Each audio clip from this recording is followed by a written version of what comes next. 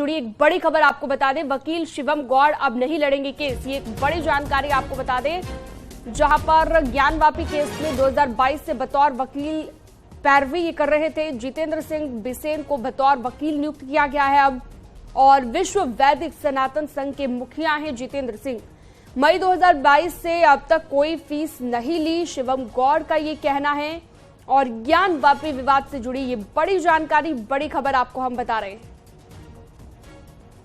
वकील शिवम गौड़ अब केस नहीं लड़ेंगे। साथ ही शिवम गौड़ ने कहा है कि अभी तक मैंने कोई फीस नहीं ली, मई 2022 से अब तक की कोई फीस नहीं ली है। इस केस को लेकर विश्व वैदिक सनातन संघ के मुखिया है जितेंद्र सिंह, जो अब ये केस लड़ने जा रहे हैं। जितेंद्र सिंह बिसेन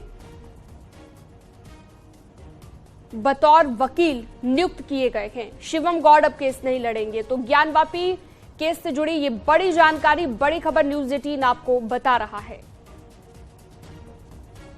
तो केस में 2022 से ही बतौर वकील ये पैरवी कर रहे थे, लेकिन अब ये आगे केस नहीं लड़ेंगे। उपेंद्र द्विवेदी जुड़ गए हैं ज्यादा जानकारी के साथ। उपेंद्र, अब आगे शिवम गौड़ केस नहीं लड़ेंगे, जितेंद्र सिंह बिसेन को बतौर वकील नियुक्त किया गया है। पूरी खबर बताइए विस्तार से।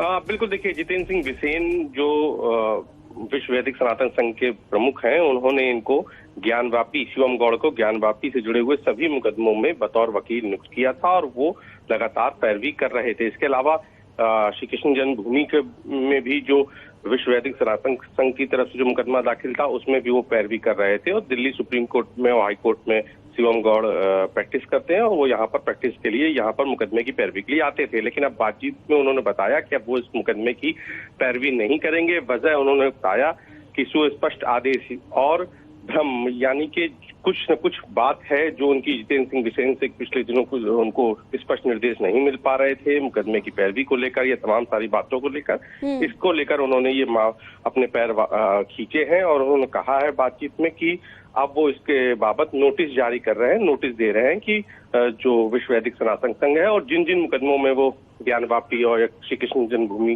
के मसलों पर जिन जिन मुकदमों में बतौर वकील है, जिनमें उनका वकालतनामा लगा है, उनको वो सूचित कर रहे हैं कि अब वो इस मामले में पैरवी नहीं करेंगे। ठीक है, बहुत शुक्रिया उपेंद्र द्विवेदी इस तमाम जानकारी के लिए आपका।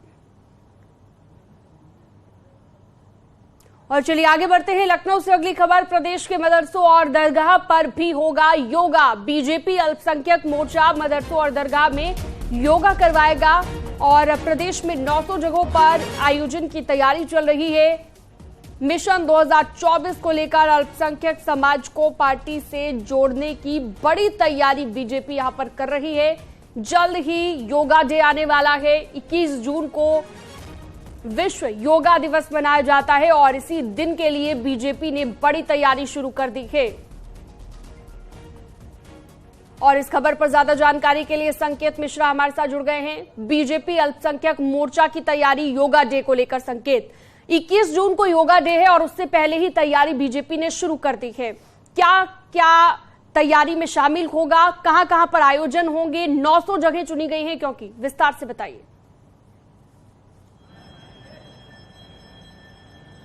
बिल्कुल, भारतीय जनता पार्टी मिशन 2024 की तैयारियों में जुटी हुई है और इसी क्रम में भारतीय जनता पार्टी ने योगा दिवस को बेहतर तरीके से उत्तर प्रदेश में मनाने के लिए जो भारतीय जनता पार्टी का अल्पसंख्यक मोर्चा है, उसने इस बार एक बड़ी पहल की है।